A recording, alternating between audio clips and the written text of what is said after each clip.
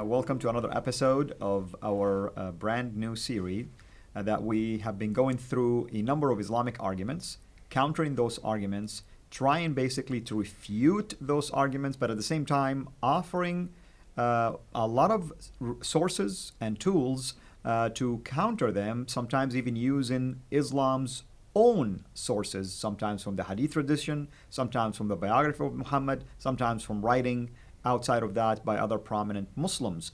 We cover things like the claim the Quran is preserved, for instance. We will be covering things related to the rapid growth of Islam. But today we are going to focus on a specific argument that has to do with basically the idea that Muhammad, the Prophet of Islam, performed miracles, which I can tell you right now as a former Muslim who studied the Quran, usually the Quran is considered to be the only miracle for Muhammad. But with me here today to address this particular argument that is extremely interesting is Dr. David Woods, who's been with me throughout these series. David, welcome. Well, I've debated many Muslims on whether Muhammad is a prophet, and it's interesting, over and over again, Muslims keep bringing up the claim that Muhammad performed miracles.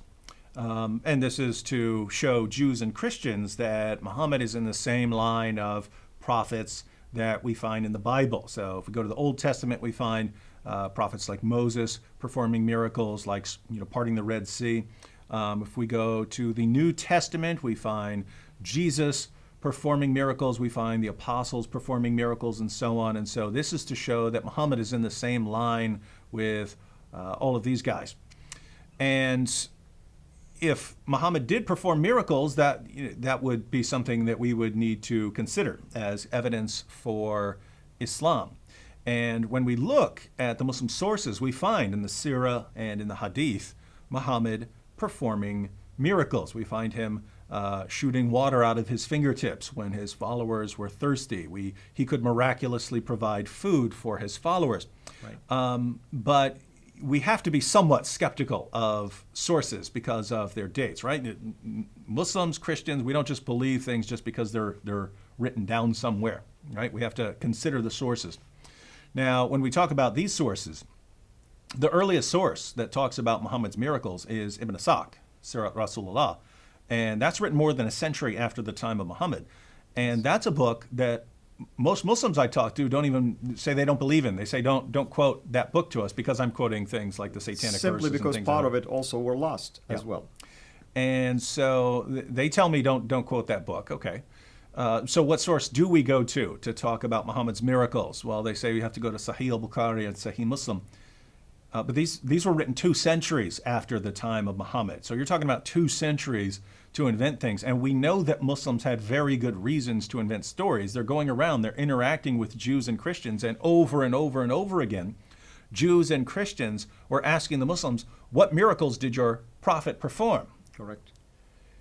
And what did Muslims say? Well, at first they're saying the Quran. Look at this awesome, miraculous Quran. And Jews and Christians did not take that seriously at all. Again, they have miracles like Moses parting the Red Sea, and then they have Muslims look at this lovely Arabic script, right? What kind of miracle is that? So Christians and Jews were not impressed with this. And so by the time you get to Ibn Ishaq and Sahih Muslim and Sahih al-Bukhari and so on, suddenly you have all these miracle stories. So we would have to be skeptical. We would have to be skeptical already just by the late date of the sources, especially when Muslims had every reason to invent stories about Muhammad performing miracles. And don't forget, the entire reason for putting the hadith into written collections was that there were so many false stories circulating about Muhammad, right? There were, Bukhari, the great hadith collector Bukhari, had to go sifted through literally hundreds of thousands 600,000 of stories. He went through hundreds of thousands of stories to get to what he considered the most reliable, the most authentic. Which is 7,000 only. So most of it he regards as fabrication. So these stories grow up in an atmosphere where Muslims are inventing all kinds of false things about Muhammad in order to justify their positions. So this is the community that says, oh, and by the way, he performed miracles. We're making up stories, we're lying about all kinds of things, and Muhammad performed miracles. Very difficult to take that seriously. That's correct. But there's an even bigger problem for Muslims, namely the Quran over and over again talks about Muhammad being asked why he couldn't perform miracles. And the response is never, what are you talking about? Muhammad's performing miracles all the time. What are you talking about? He's performing miracles all over the place. Let's look at what the Quran says. We'll go through several passages where people during Muhammad's time, this is how we know that Christians and Jews were challenging Muslims as the Muslims went out and preached, because even when Muhammad was preaching himself, people are constantly challenging him. Why can't you perform a miracle? Why can't you do anything miraculous that might make us believe in you? So let's read through some of the passages on what the Quran says about this. So chapter 6, verse 37 of the Quran, and they say, the unbelievers say, why has not a sign been sent down to him from his Lord? Say, surely Allah is able to send down a sign, but most of them do not know. Notice, why hasn't a sign been sent down? Well, Allah is able to. Well, we would all agree that God can send signs. The question was, why doesn't he send down one for Muhammad? Notice, if Muhammad had been performing miracles, and they ask, why has a sign not been sent down to him from his Lord? The appropriate response would have been, what are you talking about? He just did a miracle last week. There were like 80 people who saw it, Exactly. something like that. It will be reported. But over and over again, this is what we find. Let's look at Surah 10, verse 20. And they say, why is not a sign sent to him from his Lord? Say, the unseen is only for Allah. Therefore wait. Surely I too, with you, am of those who wait. So why doesn't a sign come to Muhammad? Why doesn't Muhammad have a miracle? Because the unseen things are only for Allah. We don't know why he doesn't send a miracle. Again, if Muhammad had been performing miracles, why not? Oh, by the way, Muhammad performed miracles all the time. Why do you guys keep asking for miracles when he's been performing so many? Surah 11, verse 12. Then it may be that you will give up part of what is revealed to you, and your breast will become straitened by it, because they say, why has not a treasure been sent down upon him, or an angel come to him? You are only a warner, and Allah is custodian over all things. So why hasn't a miracle come down upon Muhammad? Because Muhammad is only a warner. Surah 13, verse 7. And those who disbelieve say, why has not a sign been sent down upon him from his Lord? You are only a warner, and there is a guide for every people. Surah 13, verse 27. And those who disbelieve say, why is not a sign sent down upon him by his Lord? Say, surely Allah makes him who will go astray, and guides to himself those who turn to him. Surah 17, verse 59. And nothing could have hindered us that we should send signs, except that the ancients rejected them. And we gave to Samud, the she-camel, a manifest sign, but on her account they did injustice, and we do not send signs but to make men fear. Notice this part right here. It says, nothing could have hindered us that we should send signs, except that the ancients rejected them. So why doesn't Muhammad have a miracle? Why doesn't Allah give a miracle to Muhammad? Because others rejected him. Others rejected them, so therefore Muhammad doesn't get one either. By the way, using this argument, I am a prophet. Yeah. And I'm not going to bring any signs to you because others have already rejected signs. Other people rejected it. And so you're a prophet after Muhammad, using the same reasoning. Absolutely. And therefore Islam is false because you're a prophet after Muhammad. All right, one more. Chapter 29, verses 50 to 51. And they say, why are not signs sent down upon him from his Lord? Say, the signs are only with Allah, and I am only a plain warner. Is it not enough for them that we have revealed to you the book which is recited to them? Most surely there is mercy in this, and a reminder for a people who believe. So here we have, why are not signs sent down upon him? Signs are only with Allah. Muhammad is only a warner. And isn't the Quran enough? Isn't the Quran enough of a miracle for you? That's correct. So, and notice the theme. I'm just a warner. Mm-hmm. I'm just a guide. I'm just a warner. That's it. Anyone can do this job, by the way, to warn people. Yeah. And following this reasoning, isn't every Muslim who preaches the Quran to us is a warner? Yeah. Exactly. So over and over again, in the Quran itself, people are challenging Muhammad. Jews are asking him, Christians are asking him, unbelievers are asking him, polytheists are asking him, the idolaters are asking him. Everyone's, why doesn't this guy have any miracles? And over again, I'm just a warner, I'm just a warner, I'm just a warner. Never, what are you talking about? Why do you guys keep asking the same question over and over again for years when I've been performing miracles all along, as we find in the Hadith? Well, a couple things here. Muslims should realize they have to be skeptical, even about their most trusted collections now, right? Correct. So even stories about Muhammad performing miracles in their most trusted sources of stories about Muhammad, those pass Bukhari's criterion for an authentic narration. They passed Imam Muslim's criteria for an authentic narration. And we know the stories are false because they contradict even the Quran. Even the Quran doesn't support these stories. That means your most trusted stories are in doubt. Even those were the best of the best, right? They go through hundreds of thousands to get down to the best, and even the most reliable can't be seriously trusted. So, Muhammad couldn't perform miracles, and this is the only one. And the reasons for Allah not giving another miracle apart from the Quran is that other people had rejected them. Absolutely, brother. And it's really baffling to me that Muslims will even want to argue about miracles using the hadith. Why not the Quran? Mm-hmm. The Quran was around the time of Muhammad. Why didn't God reveal such a thing? And in a little bit, I'm going to show why I'm raising this basically objection to this silly argument by using something that was written 2 centuries later. Mm-hmm.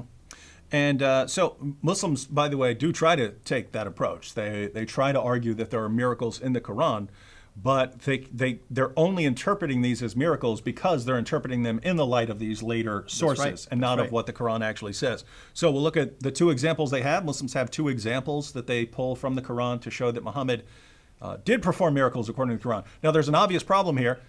If in these verses Muhammad is performing a miracle, then that would be yet another example of a contradiction in the Quran, because all these other verses deny that Muhammad could perform miracles, and the Quran is his miracle. That's correct. So, but let's take chapter 29 of the Quran, verses 50. Chapter 17, verse 1. Surah Al-Isra. Yeah. Chapter 17, verse 1 of the Quran. This refers to Muhammad's night journey. Glory be to him who made his servant to go on a night from the sacred mosque to the remote mosque, of which we have blessed the precincts, so that we may show to him some of our signs. Surely he is the hearing, the seeing. So this Muhammad going from Mecca to Jerusalem, and this is supposedly an example of a miracle. Now, the problem, of course, right off the bat, is that Aisha herself, in Ibn Ishaq and other sources, was asked about Muhammad's night journey, and she said he was in bed the entire time. So this is not Muhammad miraculously being taken away and him disappearing from Mecca and being taken to Jerusalem and so on. This is Muhammad getting some sort of vision, right? Some sort of vision. Correct. And if I may add also, Dr. Wood, a miracle is intended for others to see it. Mm-hmm. So his own wife said he was asleep. But even let's assume he left the room. Nobody saw this. Yeah. No one said, I saw something unusual, al-Buraq. I saw the Prophet fly in somehow. Yeah. I saw an angel. I heard voices. None of that. And that's by itself is a problem. Number 2, we know historically that the Far Mosque, the Dome of the Rock, wasn't built until 691. So this very verse is problematic anyway in terms of proving that the Quran was tampered with later. Mm-hmm.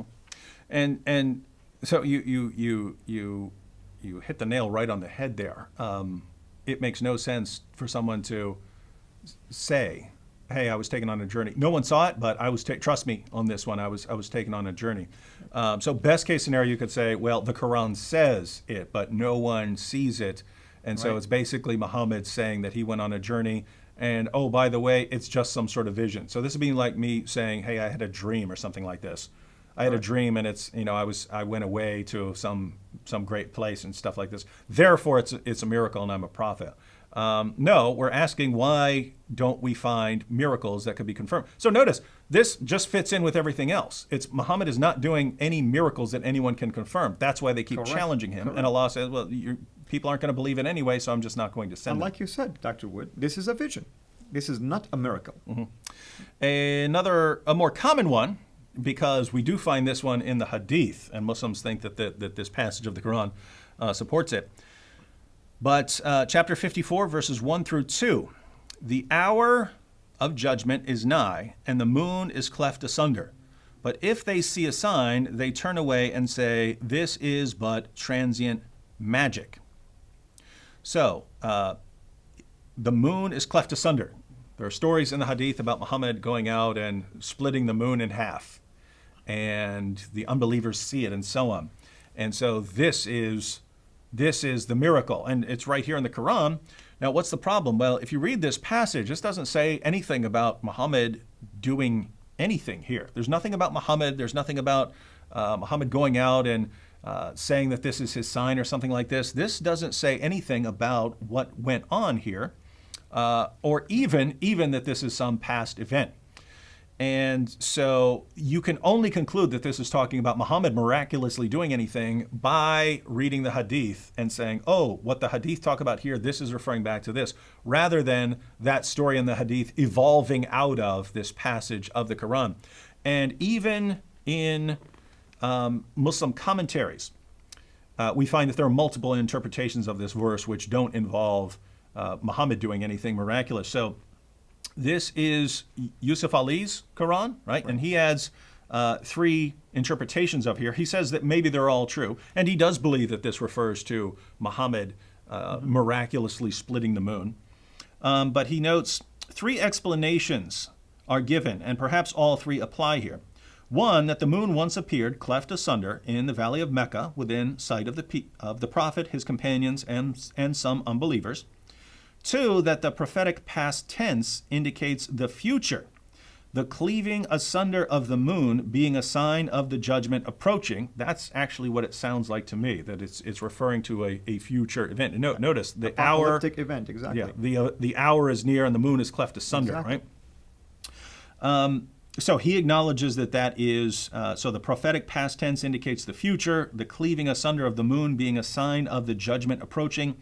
And 3, that the phrase is metaphorical, meaning that the matter has become clear as the moon. Now, he believes, based on people, if they see a sign, they turn away and say, this is but transient magic. So the unbelievers are denying the miracle. But notice, it says, if they see a sign. If they see a sign. That fits in perfectly with the other passages of the Quran. People in the past didn't believe in it, so even if I showed you a sign, you're not going to believe it, and so on. So even if this were talking about Muhammad's time, it would be saying if they did see a miracle, they would still turn away. But as far as this sort of language here, you even find it in other passages of the Quran. So I'll start off reading the beginning of Surah 75 here. Allah says, I do call to witness the resurrection day, and I do call to witness the self-reproaching spirit. Does man think that we cannot assemble his bones? Nay, we are able to put together in perfect order the very tips of his fingers. But man wishes to do wrong even in the time in front of him. He questions when is the day of resurrection. At length, when the sight is dazed, and the moon is buried in darkness, and the sun and moon are joined together, that day will man say, where is the refuge?